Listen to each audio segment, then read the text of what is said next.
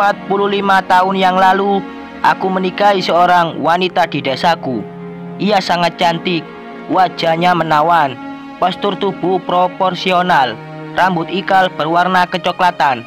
Rupanya tidak seperti anak gadis di desa pada umumnya. Hampir semua laki-laki berlomba-lomba untuk mendekatinya. Ada yang mendekati dirinya, ada pula yang langsung menghadap ke kedua orang tuanya. Aku mendapatkan dia tidak dengan kedua cara tersebut. Pernikahan itu murni sebuah kesepakatan antara kedua orang tua kami. Ayahku seorang juragan sapi yang cukup terkenal di desa, dan ibuku adalah pemilik toko kue.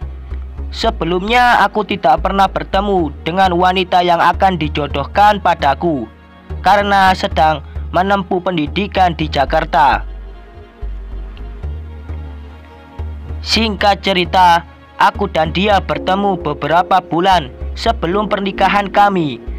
Mereka tidak memberikan opsi menerima atau menolak perjodohan itu. Aku sih senang-senang saja memenangkan hati seorang gadis desa. Tetapi bukan itu masalahnya. Aku tak tahu apakah wanita ini bisa menerimaku, atau mungkin ia memang sudah memiliki kekasih pilihan hatinya. Berulang kali aku menanyakan hal itu, tapi dia tidak menjawab. Aku pikir mungkin dia memang ingin menerima perjodohan ini sebagai bukti berbakti pada orang tua. Akhirnya kami pun menikah dan aku ajak kembali ke Jakarta karena aku akan menempuh pendidikan S2. Aku juga bekerja sebagai arsitek di salah satu perusahaan besar. Mereka menuntutku untuk terus berkembang dari segi pendidikan. Perusahaan itu pula yang membiayai kuliah S2ku. Di Jakarta aku sudah memiliki rumah dan mobil hasil jerih payahku sendiri. Dulu waktu pertama kali pindah, aku hanya menempati kamar kos-kosan yang tidak terlalu besar.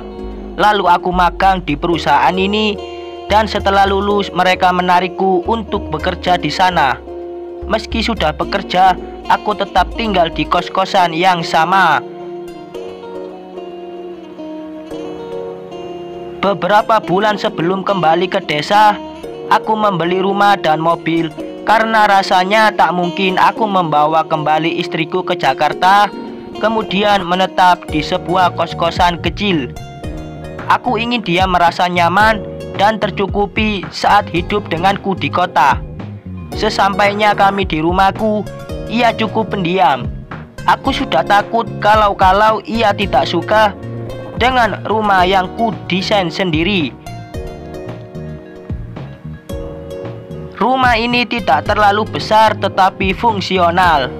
Aku menyukai sesuatu yang minimalis dan aku tidak tahu bagaimana seleranya.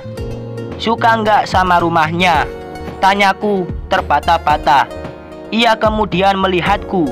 Suka kok, jawabnya. Sebatas itu kami berbicara. Anggap saja rumah sendiri. Mau lihat-lihat dulu juga boleh kok. Kalau ada yang nggak ngerti cara pakainya bilang aja. Aku mau mandi dulu, ucapku sambil mengusap kepalanya.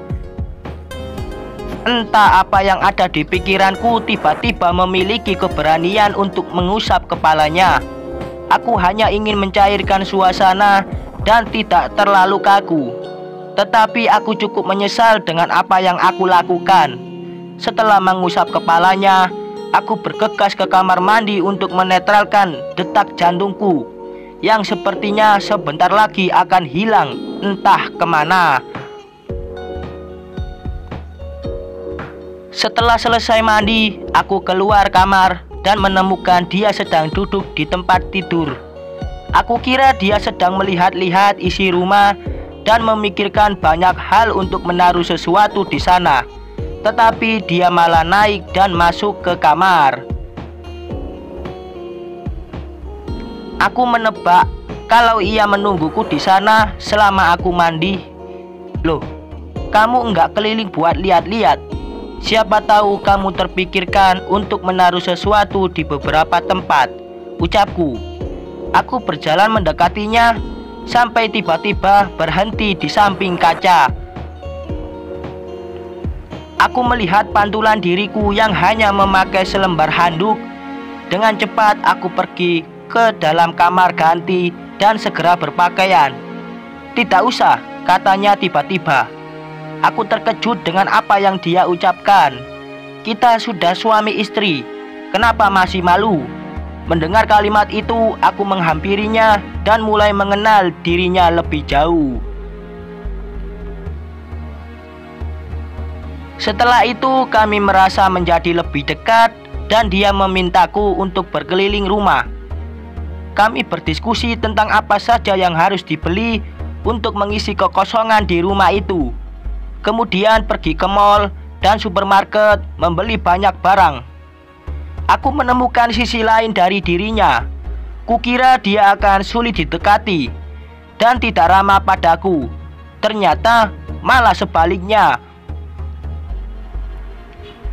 Ia sebenarnya sangat suka berbicara dan bercerita, tetapi tidak pernah ia tunjukkan karena takut itu adalah sebuah aib untuk keluarganya. Maklum, pemikiran orang di desaku kala itu, kalau anak perempuan haruslah banyak diam dan menurut saja. Ia baru bisa bebas menjadi dirinya setelah bersamaku karena sudah jauh dari orang tuanya. 2 tahun menikah kami dikaruniai seorang anak perempuan. Ia sangat cantik dan kurasa mirip sekali dengan istriku. Semakin hari kami menemukan sesuatu yang baru dalam diri pasangan masing-masing dan berusaha menerima itu bulat-bulat agar pernikahan ini tetap terjaga. 3 tahun setelah kelahiran anak pertama, ia kembali melahirkan sepasang bayi kembar dan ia meminta untuk tidak memiliki anak lagi. Aku menuruti permintaannya. Setelah memiliki anak, ia baru meminta untuk dipekerjakan asisten rumah tangga karena kesulitan mengurus anak dan rumah sekaligus. Ketika lahir anak kedua dan ketiga kami, ia tidak meminta tambahan asisten rumah tangga. Kita harus menabung banyak uang untuk sekolah mereka nanti. Katanya, "Aku merasa memiliki istri yang sangat pengertian." Selama pernikahan, aku merasa sudah menjadi suami sekaligus ayah yang baik untuk keluargaku. Aku memperlakukannya dengan baik dan menuruti beberapa hal yang mereka mau. Itu pun kalau aku merasa barang yang dibeli akan berguna untuk mereka. Tidak pernah sekalipun aku marah hingga mengeluarkan kata-kata kasar, apalagi memakai kekerasan. Aku sangat menyayangi keluargaku, terutama istriku. Bergantinya tahun, bertambah pula usia kami termasuk anak-anak. 27 tahun usia perkawinan kami menerima kado terburuk yang pernah diterima. Putri pertama kami hamil di luar nikah dengan kekasihnya. Baru kali itu aku marah hingga rasanya tak bisa membendung rasa kecewaku. Aku merasa gagal menjadi seorang ayah. Aku berpikir di mana celah mereka bisa melakukan hubungan terlarang seperti itu. Aku mulai mengevaluasi diri sebagai ayah, di mana letak kesalahanku agar itu tidak terjadi pada putri keduaku. Aku merasa sangat kecewa bukan hanya pada putriku, tetapi pada diriku sendiri. Aku sudah berusaha menjaga mereka semampuku. Meski rasanya ingin membenci anakku sendiri, tetapi pada kenyataannya tak bisa. Wajah mungil saat berada di dalam gendonganku pertama kali seolah kembali dimainkan dalam otakku seperti sebuah film. Biar bagaimanapun, putriku menjadi orang yang pertama kali membuat diriku merasa gagah hingga menyandang status ayah. Saat itu aku melihat istriku sudah menangis sejadi-jadinya dan ditenangkan oleh putri keduaku. Sedangkan ketika aku pergi menghampiri kekasihnya, anak lelakiku ikut bersamaku sambil membawa kakaknya. Aku menghampiri kekasihnya dan menamparnya. Ia habis aku maki-maki saat itu. Berulang kali aku sudah memintanya untuk menjaga anakku karena aku percaya padanya. Tetapi ini bentuk menjaga yang ia berikan padaku. Aku memaki lelaki itu di depan kedua orang tuanya. Ternyata ia tidak memiliki nyali untuk bilang kepada mereka. Orang tuanya baru mengetahui kabar itu dariku. Mereka langsung menangis dan meminta maaf padaku. Apa boleh buat, nasi sudah menjadi bubur. Kami sebagai orang tua menikahkan mereka dan memberi tempat tinggal. Mereka tinggal di rumahku karena aku sudah tidak percaya lagi pada lelaki itu dan membiarkan anakku hidup bersamanya. Aku takut anakku akan ditelantarkan dan disakiti karena memaksanya untuk menikah. 2 tahun pernikahan anakku, aku terkena stroke. Aku hanya bisa terbaring di kasur dan sulit berbicara. Dokter mengatakan kalau aku terlalu stres. Memang banyak hal yang aku tidak suka dari suami anakku itu, tetapi aku tidak bisa berbuat banyak. Lelaki itu mungkin adalah kebahagiaan untuk anakku. Meski buatku, dia bukanlah laki-laki yang bertanggung jawab. Hari-hariku dilayani oleh istri yang selalu sabar mendampingiku. Ia dengan sabar mengurusku dengan telaten. 3 tahun, aku hanya bisa terbaring lemas. Tiba-tiba aku mendengar rintihan di dekat kasurku. Meski aku tidak bisa berbicara, bukan berarti aku tidak bisa melihat apa yang sedang terjadi di dekat kasurku. Aku melihat istriku tengah berhubungan dengan menantunya sendiri. Aku terkejut, marah, dan ingin menghabisinya sekali lagi.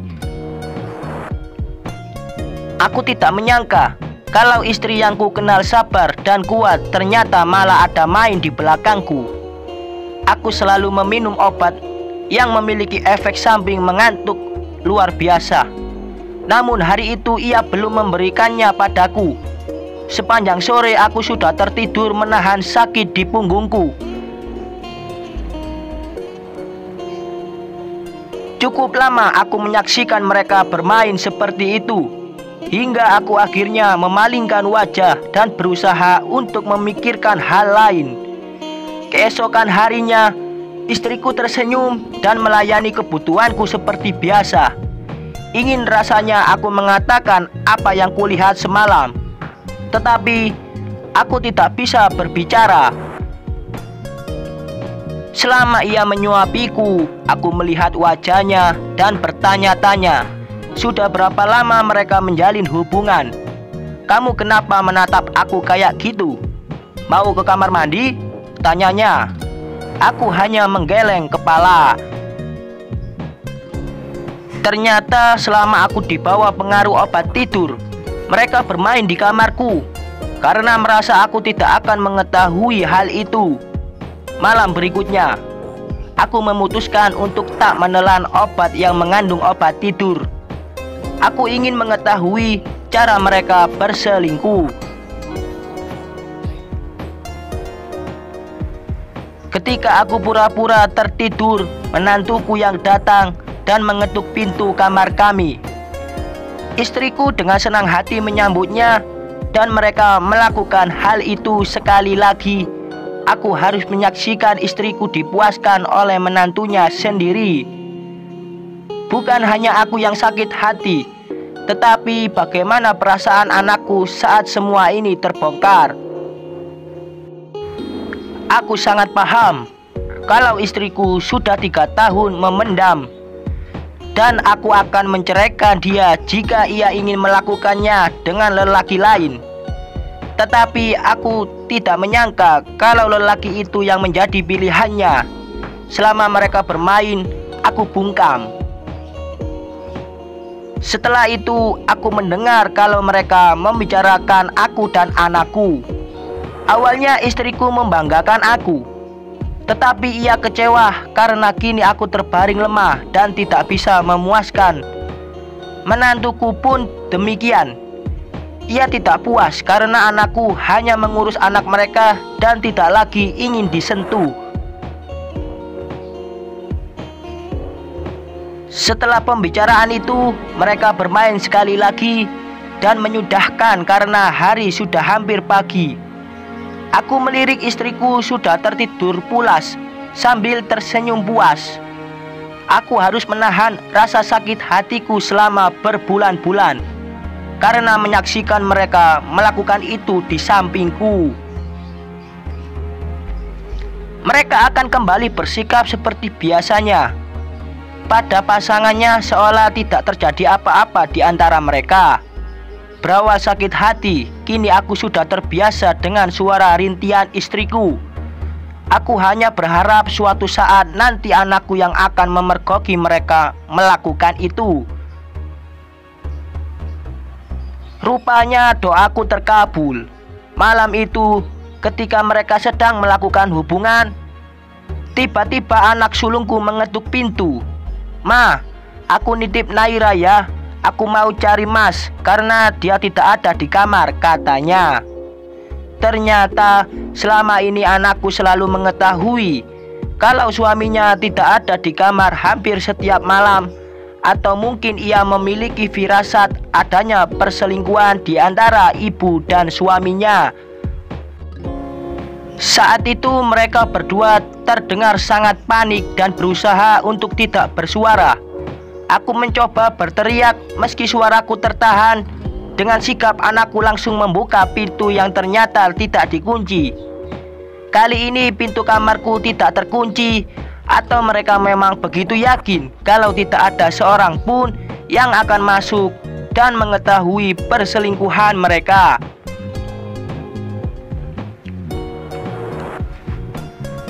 Ketika pintu terbuka, putriku mengamuk dan berteriak karena terkejut menemukan ibu dan suaminya sedang tidak. Teriakannya itu membangunkan semua orang di rumah. Sambil mengamuk, ia menutup mata anaknya agar tidak melihat hal yang tidak seharusnya.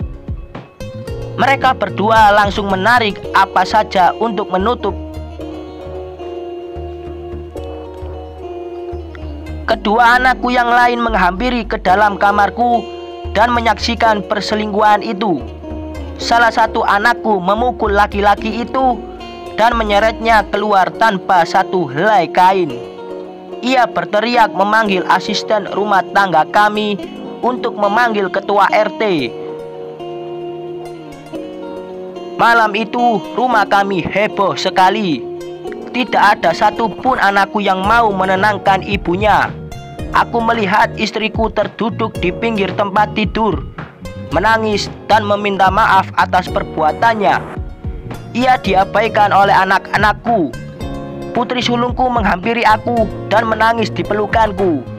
Ia meminta maaf karena sudah membawa laki-laki itu masuk ke dalam rumah kami. Istriku segera berpakaian ketika banyak warga yang datang ke rumah karena teriakan anak-anakku. Mereka berdua disidang dan disaksikan oleh beberapa warga juga anak-anakku. Di tengah persidangan mereka, anak laki-lakiku datang ke kamar dan menggendongku untuk duduk di atas kursi roda. Kemudian membawaku ke ruang tengah, di mana semua orang sedang menghakimi istriku. Melihatku, istriku menangis dan berlutut di depanku. Aku memalingkan wajah menatap anak laki-lakiku seolah meminta untuk menyingkirkan ibunya dari hadapanku. Anak laki-lakiku menggeser ibuku dan menaruh kursi rodaku di dekatnya. Tak lama kemudian orang tua dari menantuku datang setelah dihubungi oleh putri keduaku. Mereka terlihat sangat malu untuk kedua kalinya. Istri dan menantuku dibawa ke kantor polisi dan akan dilaporkan oleh anak sulungku. Kedua orang tua laki-laki itu memohon agar anaknya tidak dibawa. Tetapi anak sulungku tetap bersikukuh membawa suami dan ibunya ke kantor polisi. Setelah kejadian itu, ketiga anakku yang bergantian merawatku. Sebenarnya selama aku terbaring tidak pernah sekalipun mereka merasa kekurangan. Sudah banyak proyek di luar perusahaan yang aku selesaikan dan sedang dalam masa pembangunan, sehingga rekeningku tidak pernah kosong. Semua pekerjaan yang masih harus dikerjakan diambil alih oleh anak laki-lakiku karena ternyata ia memiliki keahlian yang sama denganku. Sampai suatu hari, satu persatu dari mereka menikah, termasuk anak sulungku. Tetapi ia memutuskan untuk tetap tinggal di rumah dan merawatku. Tamat.